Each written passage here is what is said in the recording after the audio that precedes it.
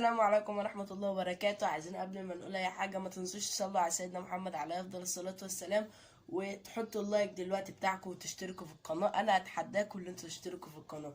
النهاردة هنعمل تقييم عن مسلسلات رمضان، يعني ده الجزء الأول. طبعا احنا مش هنجيب المسلسلات كلها، هنجيب المسلسلات اللي هي المهمة، والجزء التاني نعمل لكم المسلسلات التانية. أكيد انتوا فاهمين ماشي.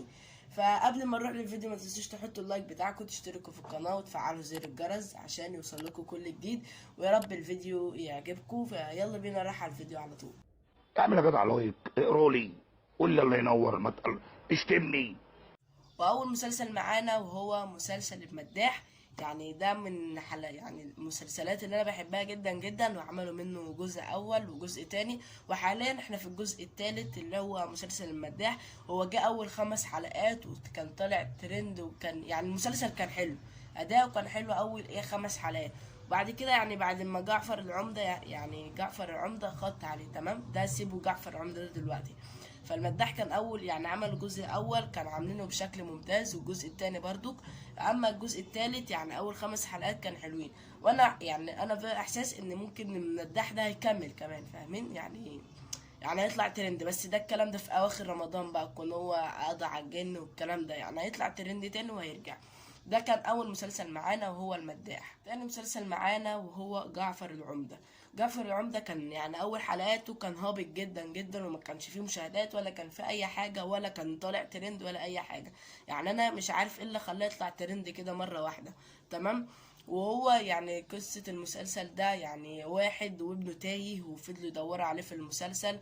يعني هو المسلسل حلو الصراحة، يعني أنا ما كنتش متابعه، بس لما طلع ترند يعني بدأت أتابعه. فالمسلسل عجبني، وهو لغاية دلوقتي لسه طالع ترند اللي هو جعفر العمدة. فيعني المسلسل يعني كان حلو جدا، وطبعا المخرج محمد سامي هو اللي مطلعه. تمام. فده كان تاني مسلسل معانا، وهو يعني ممكن اديله دلوقتي 9.5 من 10. والمداح برضو بنفس النظام، يعني مسلسلات حلوة من الآخر كده. فهنخش على تالت مسلسل معانا ويلا. وتالت برنامج معانا هو رامز نيفر اند. البرنامج يعني هابط بشكل سيء قوي، يعني كان مقالب رامز جلال من زمان كانت احسن طبعا، وكل عارف وكنا بنتابعه على طول. لكن دلوقتي يعني خلاص، يعني راحت عليه من الاخر، راحت عليه. يعني دلوقتي المقالب بتاعته بقت مش حلوة زي الاول ولا الكلام ده خالص. ويعني يعني باين عليها دي نهايته من الاخر. ودي برضو كانت تكون نهايتنا بنهاية الفيديو بتاعنا. يا ريت يكون الفيديو عجبكم، بس ما تنسوش تحطوا اللايك بتاعكم وتشتركوا في القناة وتفعلوا زر الجرس عشان يوصل لكم كل جديد. ويا ريت تكتبوا اي تعليق حلو كده زيكم تحت، عشان ده بيشجعني جدا جدا. فان شاء الله ممكن نعمل لكم جزء تاني، بس لو ليه تفاعل على الفيديو ده. ودي هتكون نهاية الفيديو بتاعنا، واشوف وشكم على خير. سلام.